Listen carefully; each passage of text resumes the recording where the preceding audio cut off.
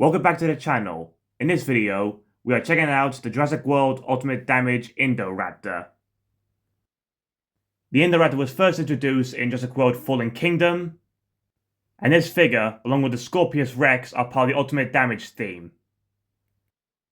On the front we have the brand new Ultimate Damage logo, some nice artwork, and let's check out the back. Here's a nice image of the figure in action. It has a button on its back to activate its attack feature. Also has a button on its side to activate its roaring sounds. Now let's crack on and check out this new Indoraptor. Here we have the new Ultimate Damage Indoraptor.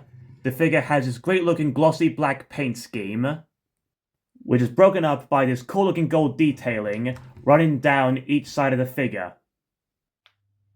With its glossy black paint scheme, the figure feels very smooth to the touch.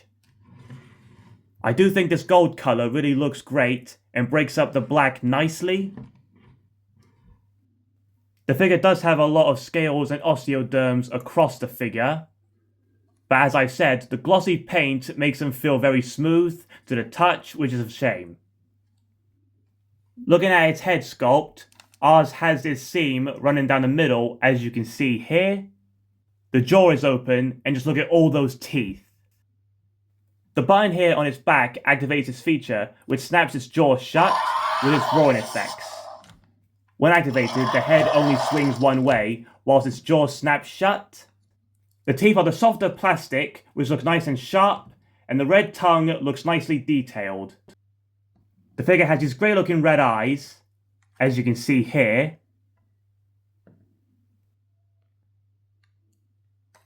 We also have these quills here on the back of its head, and a small patch here on its back.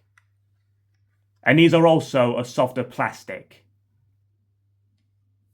Looking up close, you can see all the great details, but it's a shame that they are not as crisp to the touch due to the glossy paint.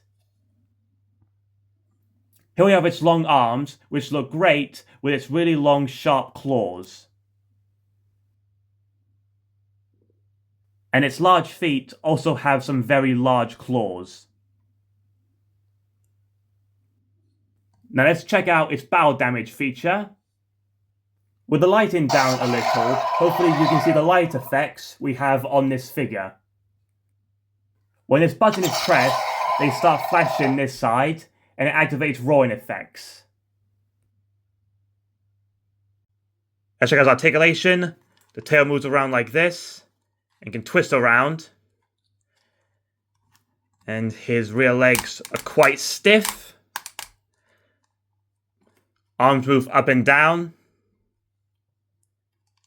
Same on the other side.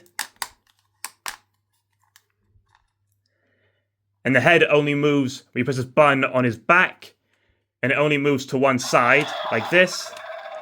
The jaws snap shut and makes roaring sounds. Is inside his mouth. And right here's where the fax app code is located. And there's the code.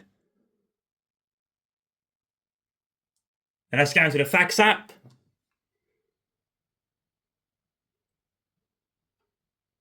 Here's in the fax app now. Here's his battle feature. Here's the front of him. Side. Back. Other side. Is the info is how tall he is. Dies meat. With him as 4 pigs. Oranges in America.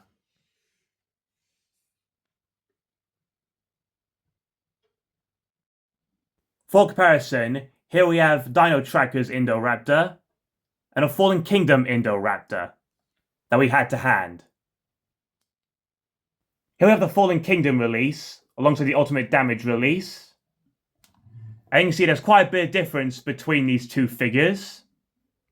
The Fallen Kingdom figure looks a lot slimmer, and the paint scheme doesn't look as black as the Ultimate Damage figure. Overall, the figure looks a lot smaller. And here we have both of them side by side, and you can really see the differences in their head sculpts. Whereas the Fallen Kingdom one is a lot smaller compared to the Ultimate Damage. And here we have the Dino Tracker's release, and straight off you can see it's a very different paint scheme. It looks almost like a pearl blue, but it still has this gold detailing on its side. The main body looks almost identical, but they both have very different neck and heads. This is due to the different features that both figures have. Here you can get a better look at how different the Dino Tracker's paint scheme is compared to the Ultimate Damage figure. This Indoraptor looks pretty cool and has some pretty nice features to it, but I'm not too keen on its glossy paint scheme as the figure loses all its cool skin textures. And it's a shame the head only moves to one side and not side to side.